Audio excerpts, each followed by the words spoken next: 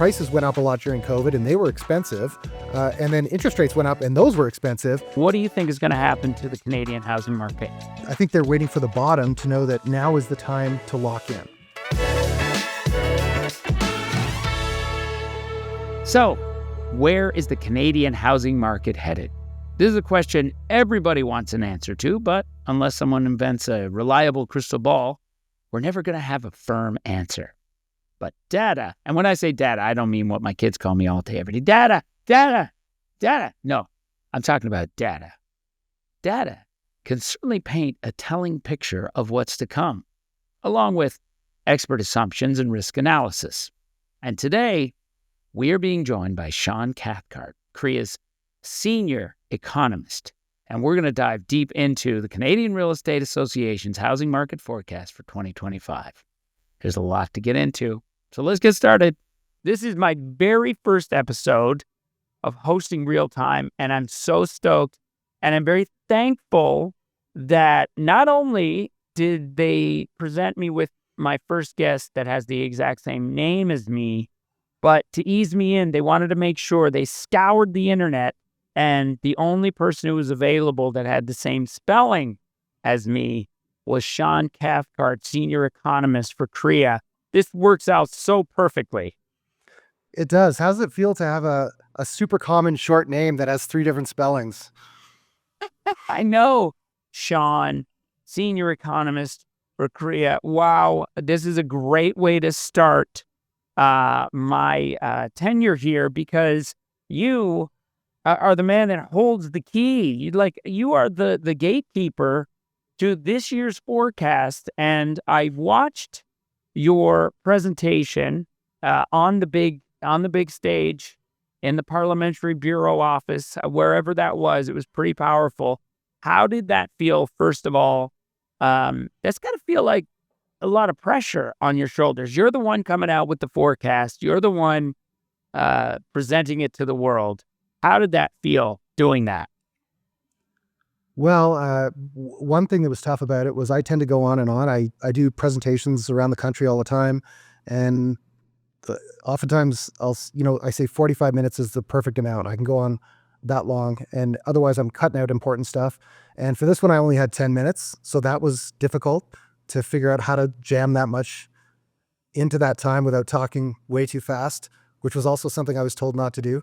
Right. But then in behind the scenes of that thing, you're like in these wood paneled rooms way in the dark corners of West Block that you're walking through this maze to get to it. And then there's all these flags and you got to be quiet and, you get counted in and then you walk in and then you do it. But it was definitely much more formal than what I'm used to.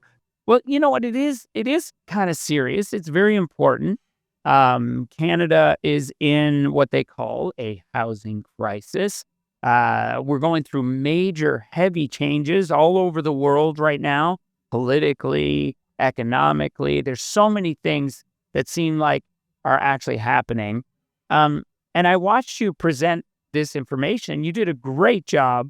And for me, not being immersed in the weeds of data, you presented it very clearly, and I was really excited to come and talk to you today.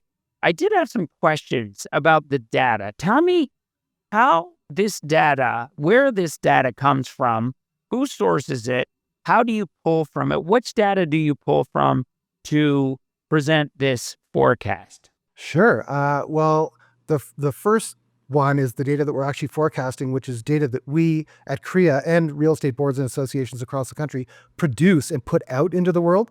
And that's the data that comes off of all of the transactional listings and sales that are happening on all of Canada's MLS systems. So that's the entire existing home market. So we're really capturing the big chunk of the housing market that really tells the story is the data that we and our partner boards and associations across the country collect and aggregate, and then we put it all together into one big Canada database, and that's the data that we actually forecast. But the data we pull in comes from everywhere, right? It comes from CMHC, it comes from Statistics Canada, and Canadian Housing Statistics Program. It comes from the Bank of Canada. It comes from private sector forecasts for all of the things that affect housing, like population growth and GDP growth, and income growth, and mortgage rates. And there's other people that are experts in forecasting that stuff that put that out into the world that we bring in as inputs to our forecast. So we're really going out there and finding every piece of information that can help us do that's out there. And but the data that we're mainly talking about in forecasting is the data that we put out into the world.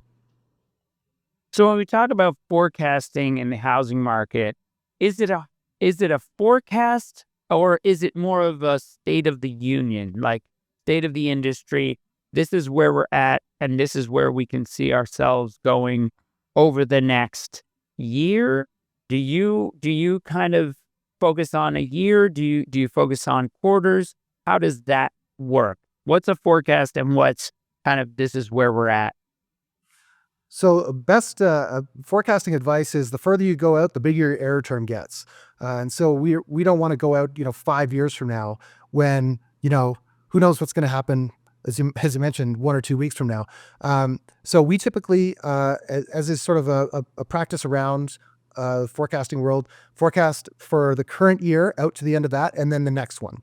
But the main focus is always what's going to happen this year, because that's where you have the best current information about the trends, exactly where we are. And like you mentioned, where we are is so important, right? What's the starting point for this? Are we starting at a decade low? And so even if you got a big increase, you're still not doing that great. Are we starting at a record high and ticking down a little bit? Ooh, it's a decline, but it's still a really strong year. That's all context that goes into this, and that's important to know as well. So take me through. How we doing? What's the forecast? We're starting off from that's a tough question. Let me start at the Canada level, and I'm not going to, and then we're going to have to get into some regional stuff because there's vast differences right now, as there always is. Although this is a bit of an Uno reverse card compared to history, but I'll start with the Canada numbers. We are starting off on the sales side low because we've been in an inflation crisis and interest rates. Well, prices went up a lot during COVID and they were expensive. And then interest rates went up and those were expensive, and people couldn't afford to borrow enough money to buy homes. A lot of people couldn't. And so the market has been very quiet. I called it market in hibernation. And so our forecast is that we think that's about to wake up probably this spring, but we're already seeing evidence of that in some parts of the country. So on the sales side, good increase, but still a couple years away from just getting back on track with what normal would be. And on the price side, we're going to see some gains there too, because we still have a supply crisis in this country. Right. So there's a supply crisis in the country. A lot of people are still on the sidelines because of inflation, because of the interest rates. What are happening with interest rates, and how do you think that is going to affect these sideline buyers, potential buyers?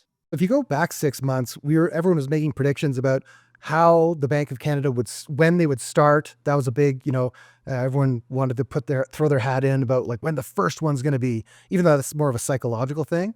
And then it was really the pace of how many they're going to do over what time period and when are they going to stop. So a lot of that is already You're talking played about out. cuts. You're talking about Yes. mortgage rate cuts, right? Okay, yeah. Exactly. From the inflation fighting peak to where we are now, is most of that has already happened. We're currently at 3.25% on the overnight rate. So between 2.25 and 3.25, that's what the Bank of Canada considers neutral. So as of the most recent cut, that's their foot basically off that brake pedal on the economy. We're still at the high end of that, but I think there's only one more cut at this point penciled in for this year, which could be more depending on how, various other things I'm sure we'll talk about are going to play out in the months ahead. But for now, that would be sort of a neutral interest rate. So where I think the important milestone is going to be is when the bank signals that they're done cutting, because Canadians typically are risk averse. They love their 5-year fixed rate mortgages, and the time to lock that in is when the rates aren't going to go down again next month. When they're done falling, that's the best 5-year rate you can lock in. And so you lock in, and that's when people are going to buy houses in big numbers, I think. Okay, can you explain to me, someone who has been cross-border quite a bit between America and Canada and trying to even just see what the horizon looks like in America? versus Canada. Explain to me this thing where in Canada, there's a 5-year limit on a mortgage rate versus in America, you can get a 30-year fixed and there's no limits. Explain that difference between Canada and America and how they do their mortgages, please. Yeah, sure. So one of the biggest differences between mortgage lending and housing in the United States and Canada is the way mortgage terms work. So in Canada, you could go full on variable. You could take a 1-year fixed. You could take a 2-year, a 3-year. Those have been popular during COVID because everyone knew rates were going to go down. You don't want to lock in for 5 years. Um, but historically, the 5-year is the most popular, and I think that's going to be the case again. Um, Whereas in the United States, the most popular term, the most common one is a 30-year mortgage. So, that's depending on where interest rates are, here people's interest rates reset. So if you buy your home at a tough time when rates are really high, well, in 5 years from now, we can renew at a lower rate, hopefully, or that's what people would hope for. Whereas in the United States, you're committing to that rate for a very long time. So the difference in the level that the markets went into hibernation during this high interest rate period was much more acute in the United States, where sales were at multi-decade lows because people were all saying, well, I'm not going to lock in this rate for 30 years when I know in a couple of years from now it's going to be a lot better. I'm going to wait. Whereas more people in Canada were able to say, well, I could just take a 2-year and do it now, and then we'll renew in a couple of years. So that's the biggest difference in how it's impacted the market over the last few years. So what does that tell me again? So what do you think is going to happen now when the Bank of Canada says, okay, that's it, we're done with the lowering of the rates. This is the bottom. What do you think is going to happen to the Canadian housing market? Sure. Well, I think this is why I think our forecast is conservative. Because what have people been waiting for? They've been waiting for lower rates. Well, they've got those. We're not quite to the bottom yet. I think they're waiting for the bottom to know that now is the time to lock in. And they're waiting for, like we saw in September, a big burst in fresh new listings. So, you're going to the website every day. You're saying, this is the year. We're ready to go. It's February. It's the January. It's February. It's March. And you're looking, and there's not a lot going on yet because it's the winter. And then all of a sudden you hit the first week of April and boom, the website blows up with all of these great new homes to go after. I think that if there's, after years of record population growth and all these people waiting on the sidelines and looking for these particular things that are all going to happen all at the same time, that's why I think our forecast is conservative. I think we could see actually a real explosion of activity this spring. Wow. And what are the ages of people that are going to be jumping back into this market if they've been holding off on the side? Because something that I've been hearing a lot about is that for young people, it's near impossible to even get into the market right now, both in America and in Canada. So how is that going to affect the younger consumer out there? Right. Well, that's a tricky question. If you think about the number of first-time buyers that are out there, a lot of them can and will get into the market. So, but a lot of them, to your point, will not still be able to. Like affordability, and especially in places like British Columbia and Ontario, where housing's expensive, there will be people that just feel priced out. As some surveys have said, they feel that forever. And some of them are moving around the country because of that.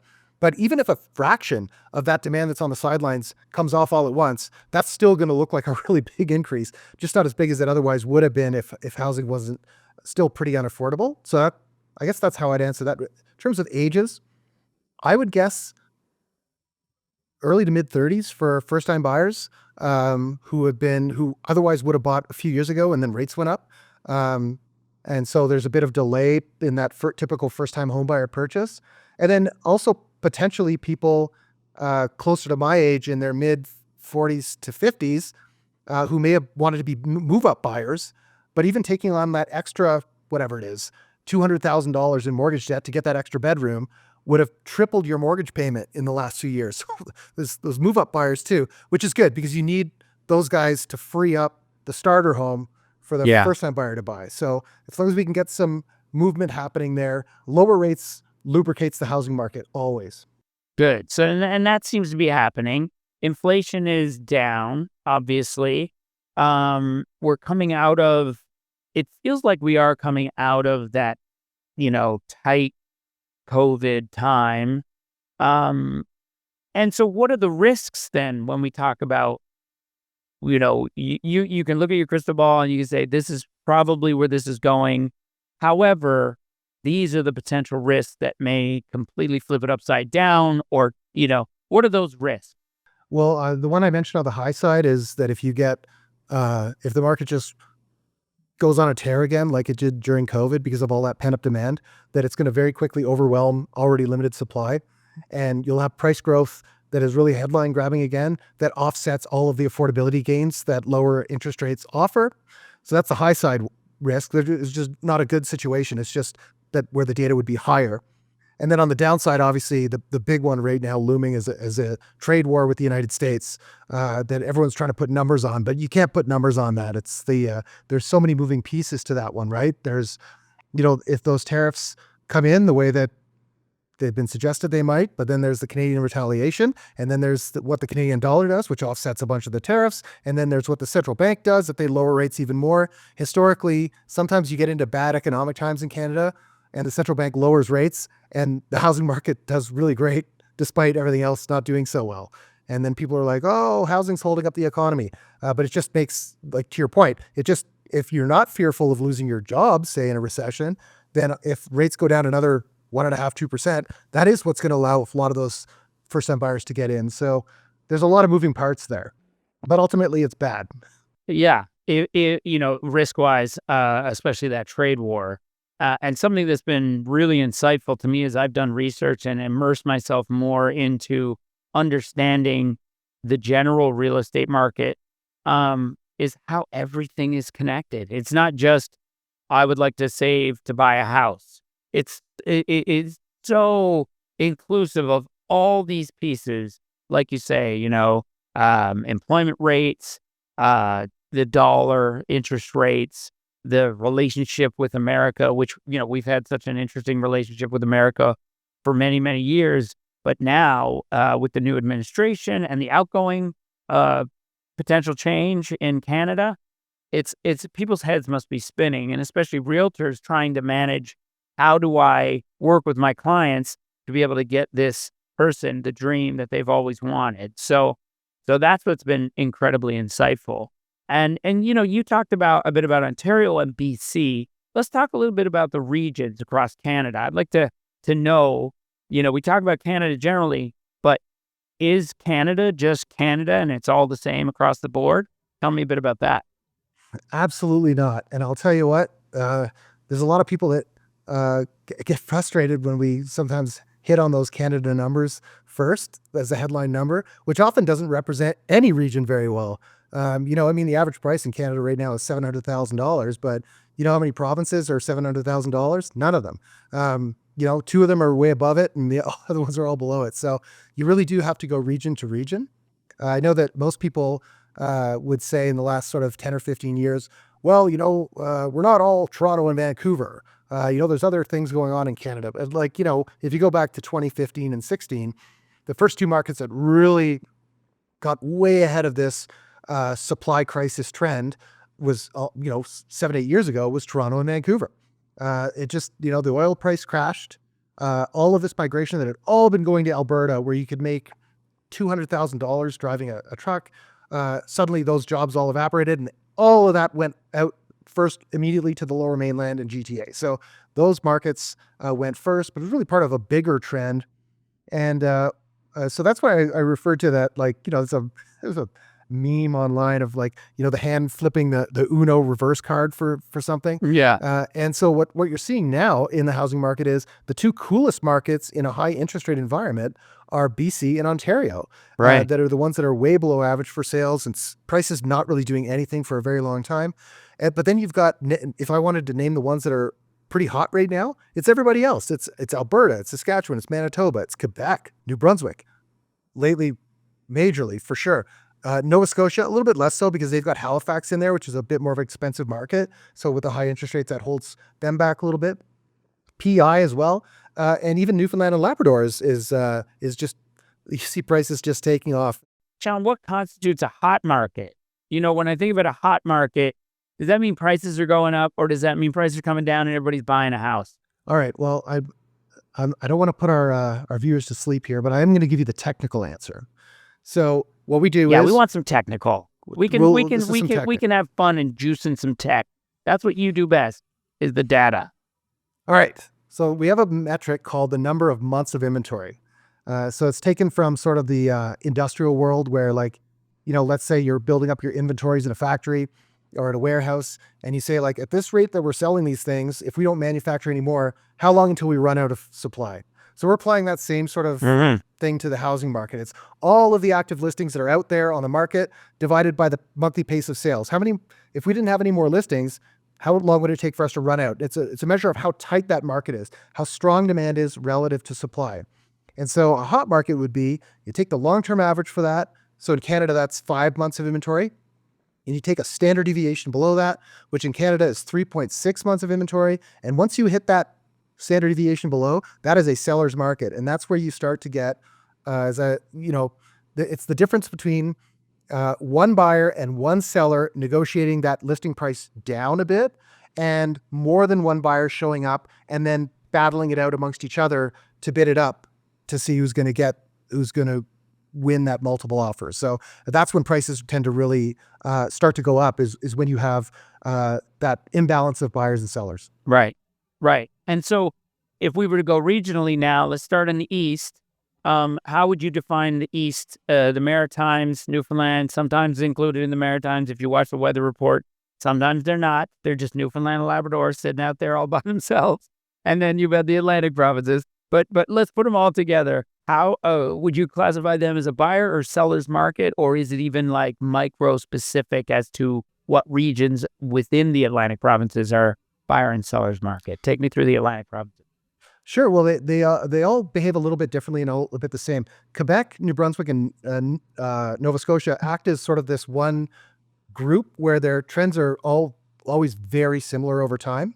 A PI is a different animal altogether. It behaves kind of like cottage country almost, or like a ski vacation area. There's so many vacation properties there. Newfoundland and Labrador is linked to natural resources and oil. So it Right. sort of behaves kind of like Alberta and Saskatchewan. But in general, like everything east of Ottawa right now is a seller's market. But because they haven't had these really tight markets in the past, it's kind of the first time a lot of them have ever experienced this. Their natural number of months of inventory is higher. So even though their sellers markets and prices are rising, there's also scope for sales to keep going up because there's still a good amount of inventory for people to buy. So that would be that group. And I think a lot of people, I found that interesting too, knowing, I'm from the Maritimes, originally I'm from Newfoundland and spent lots of time in Nova Scotia. But, this trend of right after COVID, like how COVID has transformed so much of what we're talking about. I mean, Nova Scotia housing market pre-COVID versus after COVID, what a difference in pricing, because everybody flocked to the east. They wanted to get to the ocean. They needed space. You could work from home. And then boom, prices started going up because there was a high demand there. But I don't know if that happened. Was everybody flocking from the big centers to Regina? I don't know if that was happening or not. But yeah, I find that very interesting. So take me through Central. You talked about Ontario, and when I'm looking around and I'm thinking, where would I love Ontario? But for me, if I were to buy a house there, if it's a single family home, is kind of outrageous how the prices have gone up there. Right. So the story on Ontario is sort of the story that's been going on all over Canada, but it was less able to do this in the Lower Mainland because of geography. But in Ontario, I always think of it as like the concentric rings. First, it was Toronto that was expensive. And they went through a period in 2010 where that was the first time that they had all these multiple offers and people weren't used to it. They didn't know how to handle it. I remember the news stories at the time. It's like, what's going on here? And they, in the space of 1 year, got much more expensive. Then we went into the winter and everything went quiet. And the next spring, what happened was, boom, the exact same thing happened in Mississauga. We were like, oh, okay. Year after that, I wonder what's going to happen this year. Boom, Guelph does it and becomes, much more expensive in like the space of one spring and summer, fall period. And then it was St. Catharines. And then it was all the way up to Kingston and London and up to cottage country. It was basically all of the Greater Golden Horseshoe before COVID. And then, as you mentioned, COVID hit and you'd have to go to work, or a lot of people didn't. And then but that trend had been going on, I would say, for 15 years in a sense. And then it was just able to really go even Yeah. farther. I'm going to go, if I like to see, I'm going to go live in interior BC, and prices there went up. I like the ocean. I'm going to go live in Halifax, and prices there went way up during COVID. They were probably going to go up anyway, just from those markets becoming sellers markets. But then all of a sudden you got people with, who've just sold homes in Toronto or something, or are bringing their Bay Street salaries with them, who are like $500,000. This is super affordable to us, right? But, then also the double-edged sword of competing against the locals in all those places. And then, so Ontario, as those rings got, went out now, where would people leave to go if affordability became too much? Where were people headed? So let me give you what's going on right now. So there was all that migration during COVID, which was more of a remote work thing, but it's continued. So one of the trends, StatCan only releases this data once a year, but it's migration by age group. And there's a really neat trend there. It's people from Ontario moving to various other parts in the country, but by age. So people from Ontario who say, I'm never going to be able to afford something that's on the ground. So the term is called ground oriented. So not a condo. In Ontario, where's their opportunity to do that? Alberta. So that's your sort of younger buyer, your millennial buyer. Our friend David Coletto at Abacus Data has an amazing stat that they do in their presentations, which is the most common age of people in the last couple of years moving from Ontario to Alberta. And I get people in the audience to guess, you think it's 27? Do you think it's 34 or something? Like the most single age. I'm gonna guess. Yeah. Guess. I think it's, in the 21, like, when you come out of maybe 23, 24, fresh out of college, or seeing what's out there. We got to get out of here. We can't afford that single family home. No, I'm going to go a little older. I'm going to go 20, 28. So basically from the early 20s to the early 30s is the bulk of it. But the most common single age is 0. So between 0 and 1 year old infants. So these are young people who are saying, we'll never be able to afford something in Ontario. But once you have that first kid in a 1-bedroom apartment, it's like, well, I mean, that's it. But another really interesting Ontario migration trend is Ontario to the Maritimes. And you know who that is? It's people basically 55 to 65. And my prediction on that one was people that are close to retirement, that have got expensive homes paid off in Toronto, and their work called them up in 2022 and said, hey, we're all coming back to the office. No, we're not. See ya. And they sold their home and they're living it up by the sea with early retirement. So there's a lot of weird, interesting trends coming out of COVID. I love that. I love it. People are really caring about their own health and well-being. Like, imagine that. Oh yeah. Self-care. Very important. So what about the middle? Like right in the middle, Manitoba, all the way over to the edge of Alberta. Or is Alberta its own thing? It sounds like because of the oil sector and that industry, and Alberta, generally speaking, they seem to do their own thing. Is there something between the prairies and Alberta, or would you lump them all together as well? They're somewhat the same and somewhat different, kind of like the Quebec and the East Coast. So yes, Alberta is different. They're more expensive. They have a bigger boom support. Calgary and Edmonton are bigger cities than Winnipeg and Regina and Saskatoon. But in general, that sort of natural resources from oil through to mining sort of all exists in there.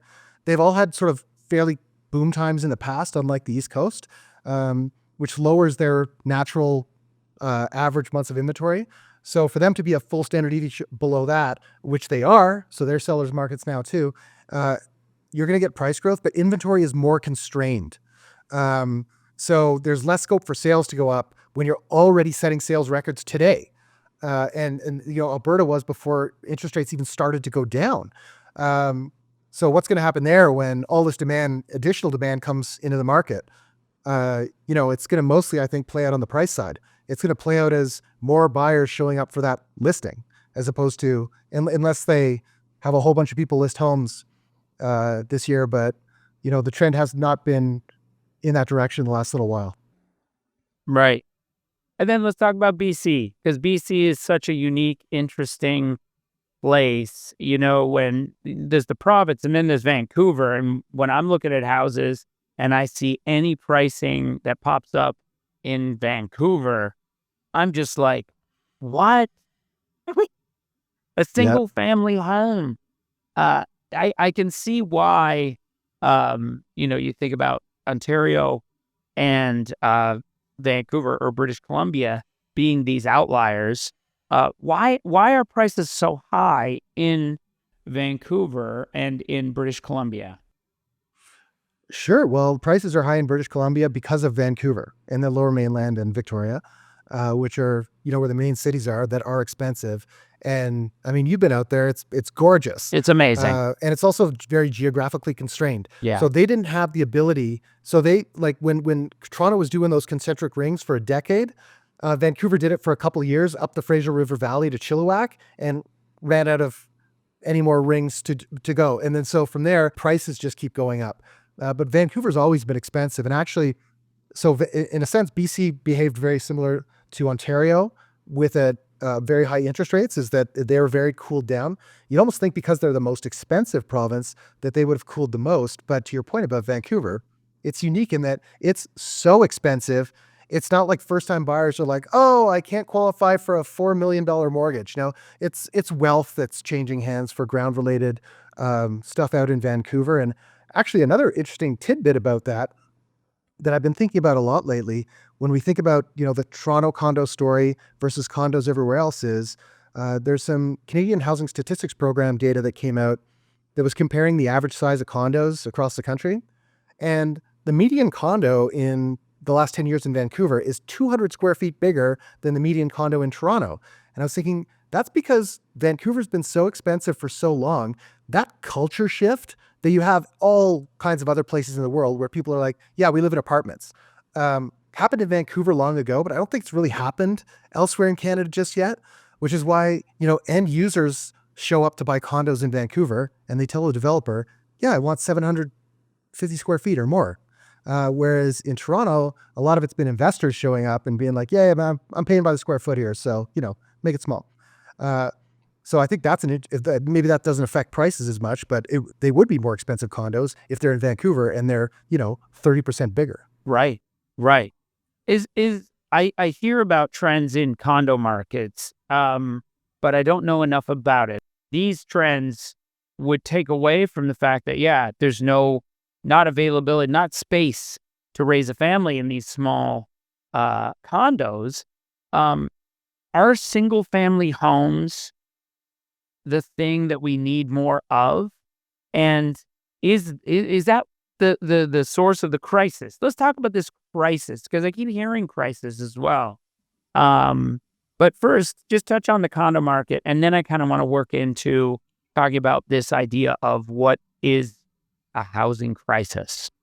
Sure. Well, the condo market story you've been hearing about is the reason is coming from Toronto. And a big part of it has to do with the size of the condos that they've been building. Not all of them, obviously, but a lot of them have sort of crossed over this line of it's harder to live in here. It's harder to live in here. It's harder to live in here. I can't live in this. It's too small. So maybe going forward, it makes sense to consider the person who's actually going to be living in the thing when you're designing it. So take me into this idea of crisis, because I know this is something that I'm hearing a lot about. You see it on social media all the time. Housing crisis. Politically, you see it thrown across in the House of Parliament. We're in a housing crisis. We must solve this housing crisis. How much of it is hyperbole? How much of it is real? And what constitutes a housing crisis? Is Canada really in a housing crisis? I think so. I mean, it's only been called that for a few years, and I certainly didn't coin the term, but it seems to be that way that so I heard somebody say it really eloquently. If you go back to the 1950s, you could have a family of 6 on one income that could afford a detached bungalow in Midtown Toronto. So I don't think that it's ever gotten more affordable. I think that just with the amount that prices went up during COVID and the amount that interest rates went up right after, we crossed a line where it went from less affordable, less affordable, less affordable to not affordable. And that's a difference in not in degree, which we've had for decades, but in kind. And so that's where the crisis piece comes from. Do we need to build a lot more homes faster? Yes. There's different numbers out there. They're all really, really, really big. And I think the crisis part, but also if you look at what we've been building over the last 20 years, we stopped building those big detached homes. We still build some of them, but not nearly as many as 20 years ago. And they're even bigger because obviously they're going to the people with a lot of money, who are able to afford that, 15 to 20% of new builds that are detached. But what we did was we talked a great game about the missing middle, townhomes and semi-detached and threeplexes and fourplexes. And we shot right through and built all high-rise condos initially. And then in the last 10 years, tons of purpose-built rental apartments. So I think it's that missing middle that's still missing. So if I'm a young person looking to raise a family, I can't afford one of these big single detached homes that sits on this big piece of ground that could probably house 3 families, but only houses 1 unit. And I also can't go to the apartment side of things, whether rental or condo, because we haven't really been building these 1970s style big condos or things like they have in, well, all over the world. But you can think of Brooklyn. If you live in Brooklyn, you're not going to have a detached home. You're going to have one of those, brick walk-ups, but the apartment has 3 bedrooms in it, right? You raised a family in one of those things, and you like leaned out and yelled out the window, and they had the clotheslines. So Yeah. there's a Yeah. culture shift that happened long ago there, and in the denser parts of cities before World War II, but when people actually had to walk places, so it had to be walkable. So yeah, the really it's that missing middle piece. What's happening with ownership? Like, is ownership down? Is it up? And then where do you see ownership leading in the next 5 to 10 years? I know you can't officially state that, but in terms of your own personal, so you live inside this data. You're using data from 30 years ago. You're seeing trends from a long time ago. Where do you see that going? And what do you think is the solution to this housing crisis? Sure. Well, if you look at the homeownership, the main source of that is census data. So it comes every 5 years. It'd be nice if it was a little bit more frequent, but so if that starts in 1971 from a consistent basis that you can get from StatCan. So that's 50 years ago. For 40 years, it went right up from about 60% to about 70%. Turned a corner about 12 years ago, 13 years ago, and is going straight down. I think the last data point was 2021 when we sold a record number of homes in the ownership market. So I think in the last couple of years, we don't have census data again until 2027. So they run the census in 2026. We get the data in 2027. So, but if I had to guess where it is now in 2025, it's probably gone from 60 to 70, all the way down to 65. It might even be lower than that. So it's very odd think of it as an upside down check mark. That it's very odd for society-wide data. This is every household in Canada, whether they are owners or renters, amongst the currently like 17 million residential units we have. So it's very odd for society-wide data, census data, to behave that acutely. You think it would just be sort of gradual and steady over time and boring. I think one of the big reasons is back at the beginning of that data in the 70s, we were building a ton of purpose-built rental. And then for about 3 decades in the 80s, 90s, and early 2000s, we built almost none. So what we were building, stuff that people can own. So, that's what people had access to. And so people bought that stuff and owned it at higher rates. And in the last 10 years, like I said, the main category of housing completions that's really gone from very low to dominant, something like 40% of completions, is purpose-built rental apartments. So structurally, within our 17 million units, there's just more stuff that is available for rent versus stuff that's available to buy. So I think a big part of the home ownership rate story is just purely structural. It's people occupying what's available to be occupied, and they pay, whether they're paying them the bank a mortgage and some back to themselves, or whether they're paying the owner of the building in rent, is a function of how the tenure of that building. That's not up to them. So. So I don't know where that needs to land or what the policymakers' priority should be on that number.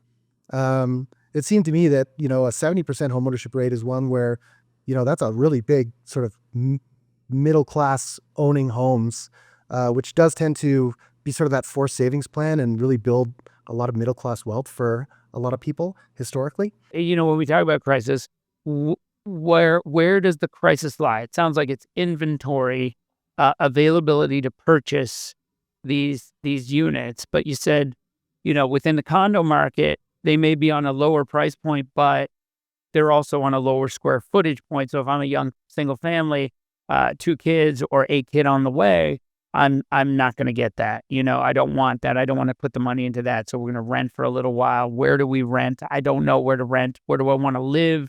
Where do I work? I can work from home. So where do you see the opportunity for Canada to kind of, hedge this problem? Like, how can we get out of this crisis, in your opinion? So I see a lot of scope for growth in some of the stuff that we're missing, which is good. The first thing is the missing middle. I mean, like the fact that we call it that, the word missing is right in the name.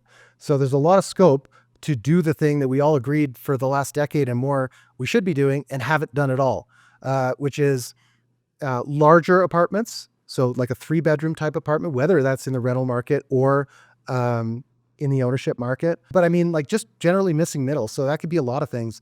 That could be a 3-plex like walk up. I know they're changing zoning rules around. You don't have to have 2 staircases anymore, which is sort of was the thing that was really restricted. So you can zone and say you could put a 3-plex here now. But if you have to have 8 parking spots for it and 2 staircases, it doesn't make sense. It doesn't pencil for a developer, right? So they're changing a lot of those rules, and I think they're going through and finding the things that are really those hurdles, and you got to get them all out of the way in order for these things to happen. A 4-plex, whatever it is, a mid-rise type apartment building with big apartments in it, whether that's rental or ownership. It could be either one. And then the big thing that we've really been on is manufactured housing.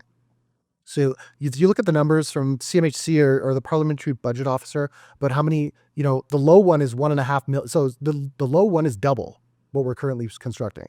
And then the other one is way bigger. So you can't just double. Wait, explain that to me. What does that mean? What is the low one and it's double? I don't understand what that means. Oh, sure. The Parliamentary Budget Officer current estimate was we need 1.4 million more homes by 2030, I think, or by the next decade to just catch up to the deficit we have. That's before we could go on forward to keep up. The CMHC number that's been around for a while now that everyone knows gets repeated the most, but often misquoted, is 3.5 million over that same period. So if we're on track to build, say, 1.5, and that's optimistic, 1.5 million, we'd have to go from that to 5. It's completely not going to happen. But that's to rewind affordability back to what we enjoyed 20 years ago. Whereas the PBO, the Parliamentary Budget Officer one, is just to play catch up. So they're measuring different things. That's why I say the low one, which is where we double our construction, that's the low one. So how do you do that, right? Do we double the amount of land that we have to build on and put all those roads and sewers in the next 5 years? And who's going to do that? And then we got to get double the number of construction workers and laborers and electricians and plumbers and carpenters and all the rest of it, right? Impossible. You can't do that. The idea of using the immigration system where we target skills that Canada needs, which we've done forever, is a good one, but now we're reducing immigration targets as well. So I think that the automation and productivity, and Canada's got a major productivity issue. Why not solve it in service of solving one of our biggest crises? You build in a giant factory with an assembly line with robotics and automation doing a lot of this work. You can build 24/7, 365. There's no noise bylaw when you're in a factory from 8 p.m. to 7 a.m. It doesn't matter if it's minus 30 in a blizzard. You're working the same. I think it's all about doing it faster. And I think a lot of this, but there's also mass timber and 3D printing and like different technologies that we don't take advantage of that are operating here and there on very small scale.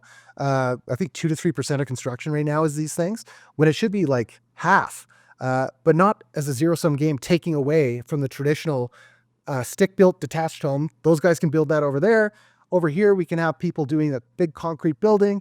And in the middle, we can have this entire new industry filling in that middle piece. So I think I think that there's a lot of money to be made in it. I think it makes a lot of sense. I think it's potentially an exportable thing. although maybe not. We'll have to wait and Yeah. see how sports play out over the next little while. Yeah, exactly. Um, Depending on which way. Yeah, which but direction. we're not gonna raise this up overnight. And then the other thing is that what's really interesting is that a lot of these technologies actually lend themselves really well to building the exact kind of housing that we need. So a modular units that are basically completely complete. You crane them into space to stack up a threeplex, and you can put it on site. You can have it up in 2 weeks. Or mass timber to build a mid-rise building. So I think it's a bit of a match made in heaven there, I think. But at this point, it's really about getting that into the conversation. Like we're heading into a future that is pretty amazing, and we just need to incorporate that in the Canadian market, it sounds like. And it's nice to have a source of optimism on this file, because for a long time, being really immersed in the numbers, like you said, I am, and seeing these numbers like this is how many million more houses we have to do for a while there. And, I was just saying like, well, that's not going to happen. And sometimes it is the light bulb, like that idea when we started doing a lot of research at CREA on that, and our policy analyst that was doing that, I started going over to his desk and we started talking, and I was like, "Tell me more about this. Tell me more about that." It's like I hadn't clued in, and then as soon as the idea started, you know, getting traction in my head, I was like, "This is it." It's kind of like 8 years ago we said we just need to build more houses. It's not simple to do, but it's a simple idea. Just start building more houses because that's where we need to have our focus on. And now the next phase is, okay, how do you do that? Right? And so this is that. I love this idea, and I do love the idea of an optimistic outlook.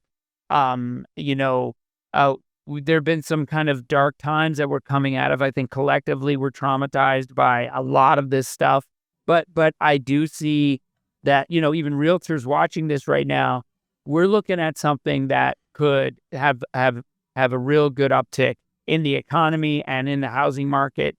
So on that, let's talk about realtors real quick. What does this mean for realtors? All of this, when we take your forecast information, how can realtors take this information and then put it to work with their clients, with their businesses, in their communities?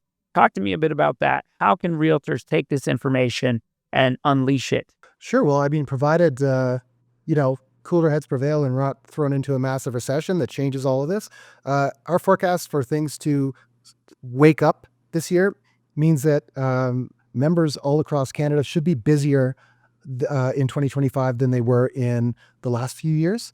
In Ontario and BC, it means you're going to be busier in a normaler market where you get a client and we say, oh, there's a lot of nice houses out there for you to look at right now. You're not probably going to be in a multiple offer situation. So that's sort of what we think of as a normal market from maybe before COVID, or maybe you have to go back further than that. And for what does it mean for if you're on the prairies or, Quebec and the East Coast, basically is, all of that stuff that you were watching happen, well, in your markets during COVID, but in Ontario and BC in the last decade, that now is going to be your reality. And so part of that is learning how to and managing multiple offer situations, and your clients accepting that, just understanding that prices are going to go up. In fact, it's easy forecast for me to make because all those places I just named, prices already are going up right now. And we're going to hit the spring market. Like I said, with that Ontario story, you have to sort of wait for the spring to see what that annual market is really going to, what the story is going to be in the fullness of time. So we're not too far away from that. So get ready. But I think that I think the bigger picture here is we're going to have a market that wakes up. I think that the housing crisis story, we're going to get away from the inflation story and we're going to come back to this housing crisis story. And that's where, if that's a major topic that everyone's talking about, getting some of these new ideas in there is going to be critical to not just going on about how it's a crisis, but actually doing something productive to actually start moving towards maybe solving it. That's amazing, man. Listen, I again, how thankful I am to have this be my very first episode of Real Time with, the king of kings of data in Canadian real estate. Where? So, Shaun, thank you so much for this conversation. It's you, buddy. It's you. You. And this has been so insightful, and I'm really thankful. And it looks like there is a lot of energy potentially about to be thrust into the market. So that's really exciting. I can't thank you enough, man. Oh, it's been really fun. I love doing this stuff. This kind of is my life outside of my home life. I've been doing this for a very long time, and it did get kind of dark there for a while with the whole crisis talk. And I think that we are entering into, in some ways, things. It feels like we might not be out of all the dark times, but I think that on this particular domestic issue that we have, we can be, that also is not just a domestic issue, but an issue that countries all around the world are facing because they have the same demographics and the same issues. And so if we can be the country that starts to solve it and is an example for all those other ones, I think that'd be a really cool thing to be a part of. Yeah, Team Canada leading the way. I love it. Well, thanks again, Shaun Cathcart. We should definitely do a follow-up. Yeah, a lot of fun. Awesome. There's a lot to be positive about when looking at Canadian housing markets as we head into, as what Shaun describes, a likely booming spring market. Of course, there's going to be unknowns, but also trends and expert analysis to help paint a picture of what's to come. As always, if you want to know what's going on in your market, head on over to creastats.ca for the most up-to-date information. Real Time is brought to you by the Canadian Real Estate Association and produced by Alphabet Creative. And if you like today's episode, make sure you head on over to your preferred podcast network, give us a like, write us a review. It's super appreciated. This was a lot of fun. I had a blast. This is my very first one. Guys, thank you so much for joining us today on Real Time, and we'll see you next time on Real Time. Really. No, really, I mean it. I'm Shaun Majumder. Thanks so much. That was awesome. So is that the practice? Are we going to do it again now? Yeah, that was the... I felt great.